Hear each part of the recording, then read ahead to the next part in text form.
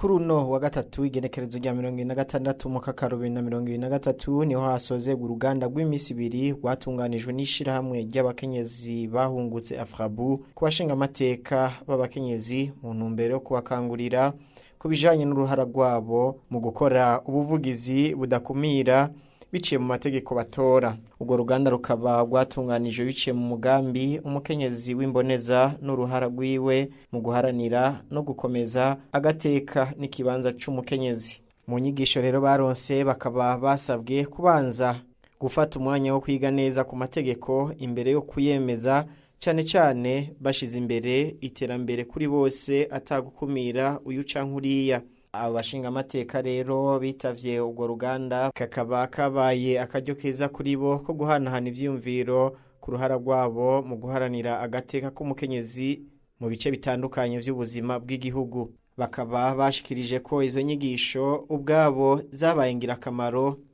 ko babonye ico bategerezwa gukora nk'abari mu nzego zifata ingingo kugira ngo bashire imbere ineza kuri bose, cyane cyane batibagiye gushira imbere ikibanza c'umukenyezi. Engagement nashaka yuko nk'abakenyezi b'abashinga amateka twova ngaha kumbure ntitwoyirengagiza.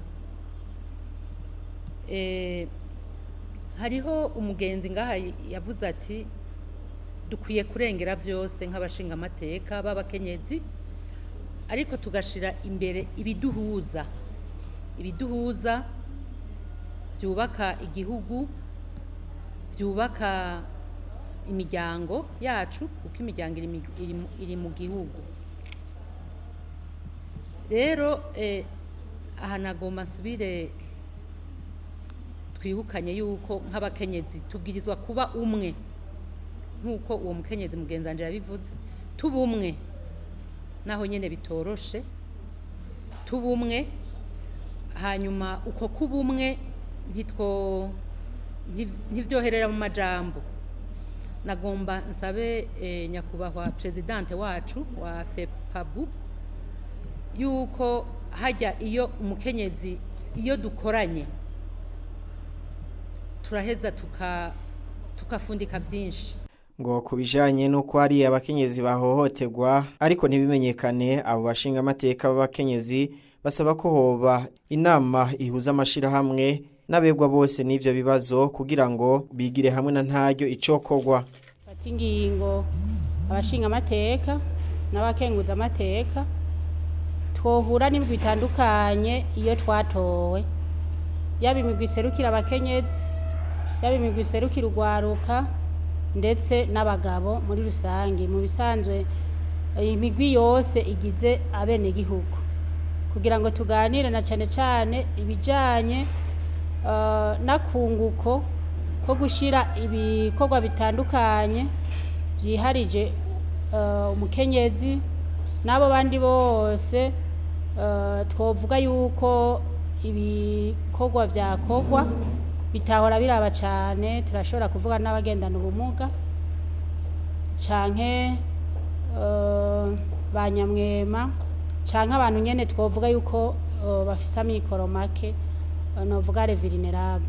Kwizina ry'abashinga amateka bitabiriye izo nyigisho kandi uburongo ishirahamwe ry'abashinga amateka b'abakenyezi AFEPABU nawe nyene yashimye kubwizo nyigisho ngo kuko ari ngirakamaro, akaba yabahamagariye kuzishira mu ngiro. Hanyuma sinokwibagira gushimira cyane gose mwebwe bubaho bashinga amateka abakenyezi muri hano, kuko turi mu kwezi k'uburuhuko, dutumwa ibikorwa vyinshi, dutumwa no kwegera abenegihugu badutoye. None rero iyi misi 2 namwe mwaritanze, muraheba n'imiryango yanyu muraza gukurikirana izi nyigisho. Vyanyeretse yuko zari nyigisho mwabonye ko ari ngirakamaro kuri mwebwe. Nkaca mpagarara aho ndabatuma yuko twozishira mu ngiro kandi tugakurikiza ukunyene twabonye ko ari ngirakamaro, tugende tuvyiapproprier, dukore kandi duhindura ibintu, tube koko abakenyezi b'abashinga amateka batowe babibereye. nayo urongo ishirahamwe Afrabu Manirakiza Godelive yasavye abo bashinga amateka b'abakenyezi ko bokomeza gushira imbere ubutabazi, aca basaba no kuzoguma bakorana n'iryo shirahamwe mu bumwe muri ivyo bikorwa vy'ubuvugizi. Nkuko rero mwavyivugiye twavyumvise, hariho n'ibikorwa mugiye gukora bigenda biherekeza izi nyigisho, kandi ivyo navyo tuzoza kuraba, tuzomenya uko ibikorwa biriko biragenda.